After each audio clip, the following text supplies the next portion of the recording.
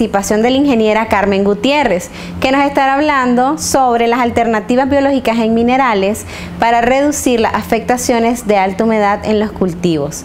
Hola, ¿cómo está doña Carmen? Bienvenida. Buenos días, Ana María. Gracias por la oportunidad.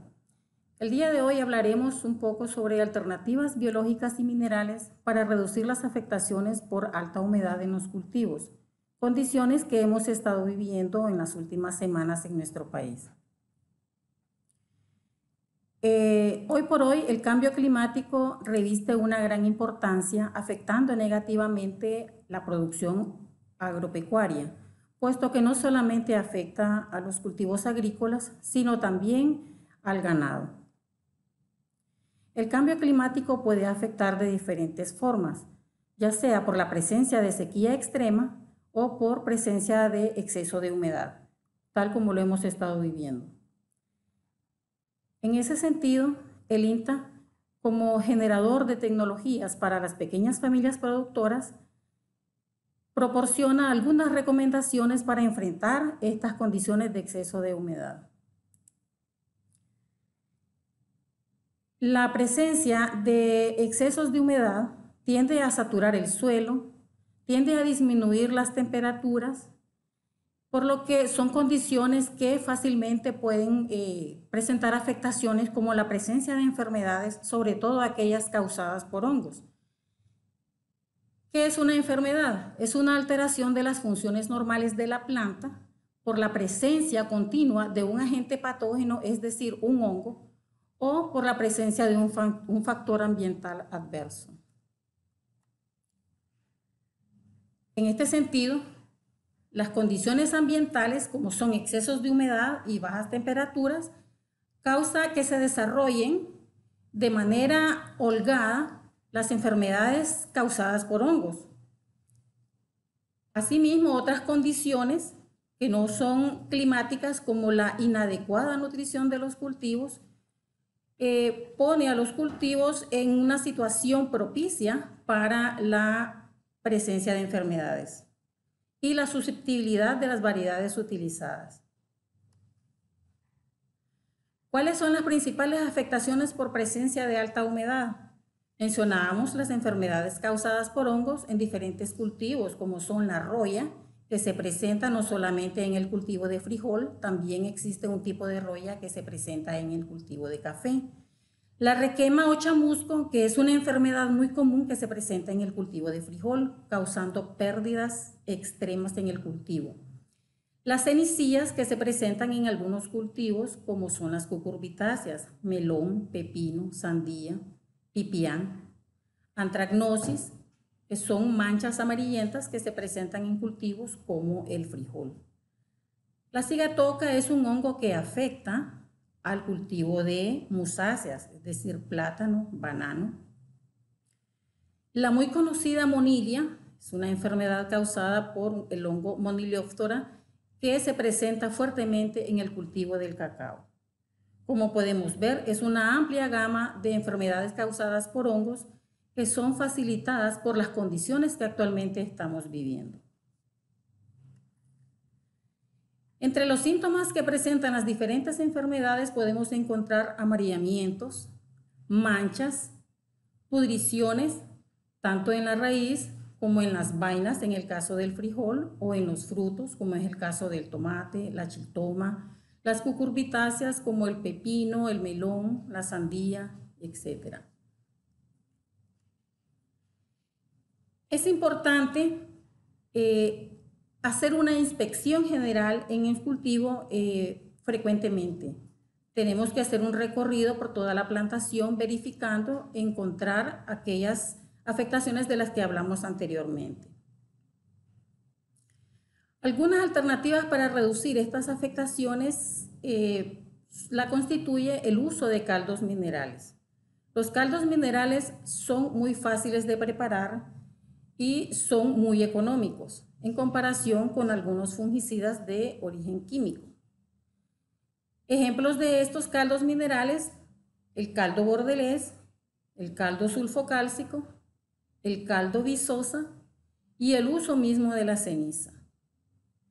El caldo bordelés Es un producto que se prepara muy fácilmente con el uso de sulfato de cobre y cal. Es un producto muy fácil de elaborar, solamente se necesita de 2 recipientes de plástico, no pueden ser de metal, tienen que ser de plástico. Necesitamos 200 gramos de sulfato de cobre, 200 gramos de cal y 20 litros de agua. En un balde plástico vamos a poner los 200 gramos de cal y en el otro balde plástico vamos a colocar los 200 gramos de sulfato de cobre. Agregar 5 litros de agua en cada uno y mezclar de manera que se disuelvan completamente. Para hacer la mezcla debemos depositar el sulfato de cobre sobre la cal, nunca al contrario. Mezclar bien y completar los 20 litros de agua. Es un producto, como les mencionaba, fácilmente de preparar. Se puede aplicar como cualquier producto con una bomba de mochila, pero es necesario aplicarlo el mismo día que se prepara. No puede guardarse por mucho tiempo. El caldo sulfocálcico también se prepara utilizando como base la cal y el azufre. Este producto, en cambio, tiene que ser cocinado. Se pone al fuego un perol conteniendo agua. Cuando ésta está hirviendo, se pone la cal y luego el azufre. Se mezcla muy bien hasta que toma una coloración rojiza. En ese momento está listo y cocinado el caldo sulfocálcico. El líquido rojizo se separa del plan o del fondo. El caldo rojizo es el que vamos a utilizar aplicado con una bomba de mochila, ¿verdad? Para aplicarlo en el cultivo. Y la pasta que queda al fondo nos puede servir para curar heridas en árboles frutales, por ejemplo, en café, para evitar la entrada de patógenos u hongos que pueden causar enfermedades. El caldo visosa también es otro producto que se prepara fácilmente usando cal, usando azufre, pero se enriquece con algunos minerales como sulfato de zinc, sulfato de cobre. Se mezcla igualmente y está listo para aplicar. La ceniza no necesita cocinarse ni prepararse, únicamente se riega sobre la hilera de plantas que están enfermas. Cuando se eliminan estas plantas, en el punto donde esta estaba ubicada también se ubica ceniza para evitar que proliferen las enfermedades. El efecto de la ceniza es que cambia la condición de desarrollo del hongo. Normalmente estos se desarrollan en condiciones ácidas y la ceniza cambia esa condición a básica, disminuyendo entonces el desarrollo de estos patógenos.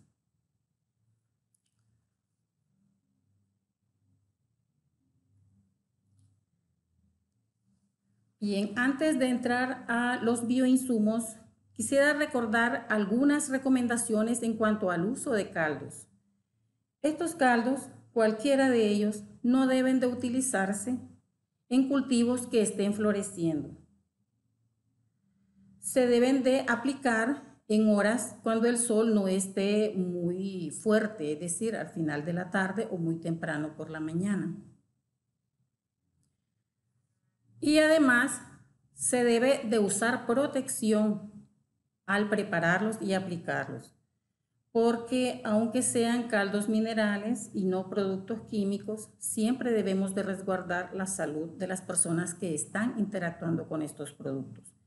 Prepararse utilizando guantes, boquillas, anteojos, y al aplicarlos, pues el equipo que se debe de utilizar como reglamentación, que es el uso de una gorra, camisa manga larga, botas, etcétera, para evitar entrar en contacto con estos productos.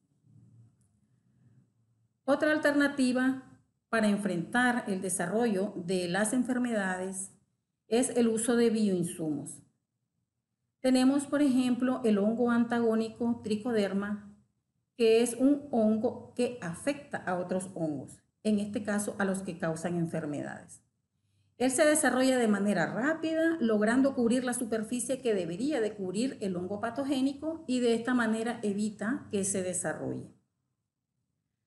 Bacterias antagónicas como el uso de Bacillus subtilis, que es otra bacteria que se desarrolla rápidamente, reduciendo la oportunidad al hongo de desarrollarse y causar enfermedades en los cultivos. Muchas de estas alternativas han sido ya evaluadas por INTA y están siendo utilizadas por algunos productores que han recibido una capacitación para la producción artesanal de estos bioinsumos. Sin embargo, estas alternativas no deben de implementarse de manera aislada. Tienen que ser parte de un manejo integrado en los cultivos, utilizando otras alternativas complementarias como es el uso de variedades tolerantes. Existen una serie de variedades que son tolerantes tanto a condiciones de sequía como a condiciones de exceso de humedad. Entonces debemos de seleccionar estas variedades que presentan tolerancia a estas condiciones. Rotación de cultivos. Normalmente las enfermedades atacan a un cultivo en particular y no a todos o a varios de ellos. Entonces, cuando tenemos historial de presencia de una enfermedad, por ejemplo, tizones en tomate o en papa, debemos de seleccionar en el siguiente ciclo un cultivo que no sea susceptible a esta enfermedad, como es el caso de las gramíneas, puede ser maíz, puede ser sorgo. Destrucción de plantas enfermas. Al inspeccionar nuestras áreas de cultivo, vamos a encontrar posiblemente plantas que están enfermas, que presentan síntomas de los cuales hablamos anteriormente, como es presencia de manchas, presencia de pudriciones en frutos, en vainas. Y estas plantas deben de ser extraídas de la plantación o del cultivo para evitar que se continúe desarrollando o diseminando la enfermedad. Hablamos de la ceniza y de la cal. Al momento de eliminar estas plantas enfermas, podemos hacer uso de la ceniza o de la cal para inducir que el patógeno que está en ese suelo no se siga desarrollando. Uso de cobertura vegetal, muy importante para evitar el desarrollo de enfermedades o de patógenos que se encuentran habitando en el suelo. Un ejemplo claro, el requemo en el frijol. Este hongo llamado Thanatephorus cucumeris o Rhizoctonia solani, causante del chamusco en el frijol, habita en el suelo.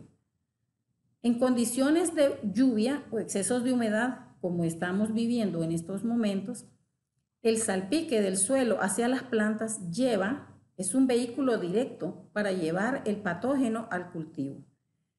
¿Qué podemos hacer para reducir este efecto? El uso de cobertura vegetal.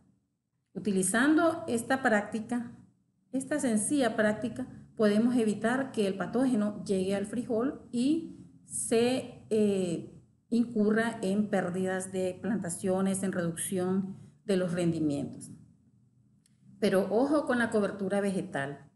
Podemos usar rastrojos de cultivos, podemos usar vegetación introducida a la parcela, pero se debe de tener cuidado sobre todo con los zacates que no estén floreciendo, porque lo que vamos a hacer es llevar semillas de malezas que luego van a desarrollarse y van a competir con el cultivo. Pero es una muy buena práctica sabiéndola manejar. Buen drenaje.